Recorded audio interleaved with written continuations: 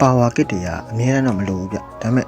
ဒီလိုအခြေအနေနှစ်ခုဆိုရင်တော့ပါဝါကစ်ကို3တင်တယ်လို့ထင်တယ်ဗျကျွန်တော်ကတော့အကယ်လို့ကိုကဂိုးသမားရဲ့တောင်းပြနေရမှာတွေ့တာမျိုးဆိုရင်ပါဝါကစ်နဲ့ကန်တင်တယ်ဗျဒါမှတစ်ဖက်ဂိုးသမားလည်းမိဖို့မလွယ်တော့သလိုဂိုးကနိုင်ကြီးလည်းပိုများတယ်ဗျကဲအခုလိုအခြေအနေမျိုးမှာဆိုရင်ဆရာသမားတို့က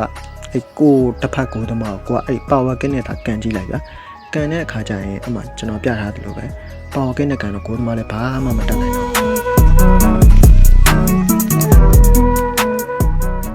โอเคနောက်တစ်ချက်ကအဝေးဘောဆိုတာဘယ်လောက်ဝေးရမလဲဆိုတော့အကြမ်းမြင်25ခိုင်လောက်တော့ရှိရမယ်ဗျအဲ့လိုအခြေအနေမျိုးမှာဆိုရင်ကိုကပါဝါကစ်ကိုရှိသမျှအားကုန်တာထည့်ပြီးကန်လိုက်တာဘာလို့လဲဆိုတော့ဝေးရတဲ့အခါကျတော့ဗျာတစ်ဖက်ကိုသမား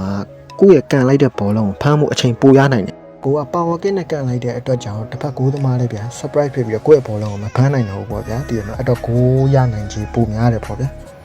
အခုကျွန်တော်ပြပေးသွားတဲ့အကြောင်းအရာကတော့ပါဝါကစ်ဘယ်လိုကန်ရမလဲလို့မေးနေကြတဲ့သူတွေအတွက်ပြန်ဖြေပေးလိုက်တာပဲဖြစ်ပါတယ်ခင်ဗျ